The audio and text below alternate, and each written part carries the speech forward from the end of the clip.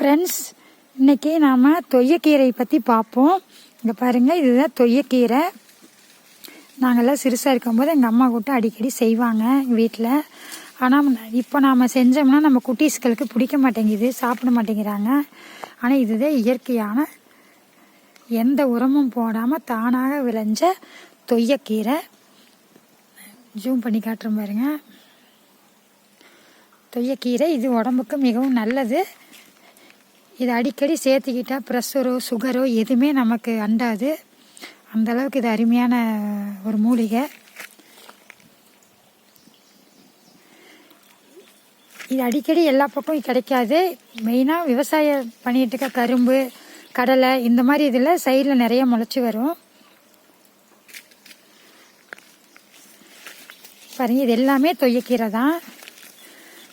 நாங்கள் எது விதை போட்டு வர வைக்கல, தானாக வந்தது தான். எல்லாமே தானாக முளைச்சி வந்தது தான்.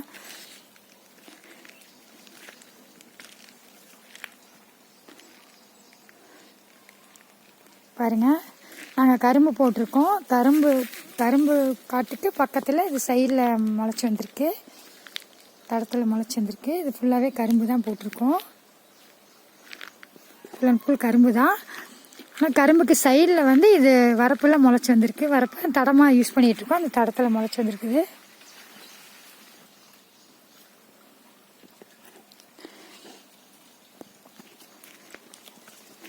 இது இப்போ அதிகமாக கிடைக்கிறதில்ல, மார்க்கெட்டில் வேணால் கிடைக்குது. ஆனால் அதெல்லாம் உரம் போட்டிருக்கா என்னங்கிறது தெரியாது நமக்கு. இது வந்து ஃபுல் அண்ட் ஃபுல் ஒரு, நான் விற்கிறக்கார சொல்லலை. நான் தொய்யக்கீரைனா என்ன, இந்த காலத்தில் அது நிறைய பேர் மறந்துட்டாங்க.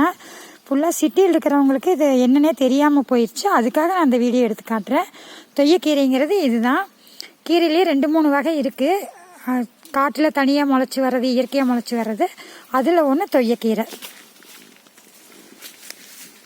இது சும்மாவே அப்படியே நம்ம பறித்து 2-3 பச்சை மிளகாய் போட்டு சீரகம் போட்டு கடைஞ்சி எண்ணெய் ஊற்றி வெங்காயம் போட்டு தாளித்து சாப்பிட்டாவே உங்களுக்கு வந்து ஃபுல் டேஸ்ட்டாக இருக்கும். ஆனால் உடம்புக்கு நல்லது.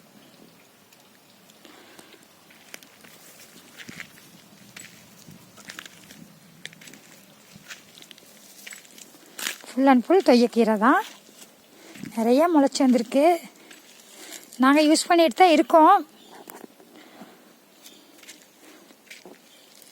இப்போ எங்கள் தோட்டத்துக்கு வர்றவங்களும் பறிச்சுக்கிட்டு போகிறாங்க. நாங்கள் சேல்ஸ் பண்ணுறதில்ல, அது தானாக முளைச்சி வருது. அவங்க வர்றவங்க யாருக்கு தேவையோ அவங்க பறிச்சுக்கிட்டு போகிறாங்க.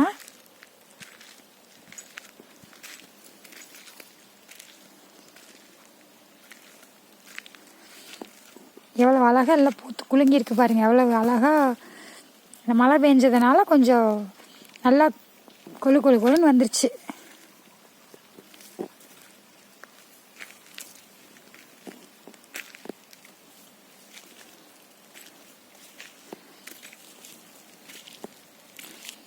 இதுதான் தொய்யக்கீரை. தொய்யக்கீரைனா இதுதான். குமட்டிக்கீரைன்னு ஒரு கீரை இருக்குது. அது வந்து இப்போது கிடைக்கிறது இல்லை. பெரும்பாலும் அந்த வறட்சியான காட்டில் தான் அது முளைச்சி வரும். ஆனால் அது கிடைக்கிறது இல்லை இப்போது. எல்லாம் மருந்து அடிச்சதுனால தானாக முளைச்சி வர்றதில்லை. ஃபுல் அண்ட் ஃபுல் அந்த தடை ஃபுல்லாகவே எங்களுக்கு அதுதான் முளைச்சி வந்திருக்கு. ஃபுல்லாகவே எங்களுக்கு இந்த கீரை தான் முளைச்சி வந்திருக்கு, தொய்யக்கீரை.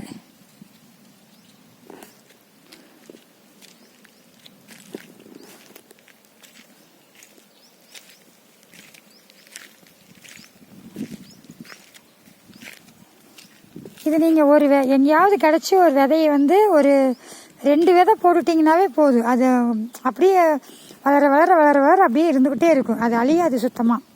செடி பெருசாக பக்கத்தில் செடி நிறைய கொண்டு வந்துடும். அந்த விதைகளே உளுந்து கொண்டு வந்துடும். ஒரு எங்கேயாவது வெளியில் தோட்டத்துலேயோ இல்லை ரோட்டு சைடு போகிறப்போ எங்கேயாவது ஒரு விதை எடுத்துக்கொண்டு போட்டிங்கன்னா அது உங்கள் செடியில தொட்டிலேயோ அல்லது வீட்டுக்கு முன்னாடி போட்டிங்கன்னா அது வந்துடும்.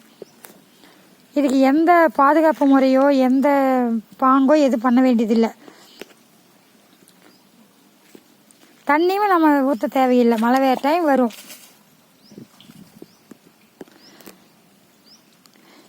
சில பேர் பார்த்துருக்க மாட்டேங்க, நிறைய பேர் பார்த்துருக்க மாட்டாங்க. கிராமத்தில் இருக்கிறவங்களுக்கு நிறைய பேர் தெரியும், ஆனால் சிட்டியில் இருக்கிறவங்களுக்கு தெரியாது. அதுக்காகத்தான் நான் இந்த வீடியோ எடுத்திருக்கேன். தொய்யக்கீரைனா இதுதான். இதுக்கு வேறு பேர் என்ன, அது சரியாக எனக்கு தெரியல. நாங்கள்லாம் சொல்கிறது தொய்யக்கீரைன்னு தான் சொல்லுவோம். இது வாரத்தில் ஒரு தடவை நம்ம உடம்புக்கு சேர்த்துக்கிட்டா மிக மிக மிக நல்லது, மிகவும் நல்லது. ஓகே ஃப்ரெண்ட்ஸ், நான் இதையே காட்டிகிட்டு இருந்தால் உங்களுக்கு போர் அடிச்சிடும். தேங்க்யூ.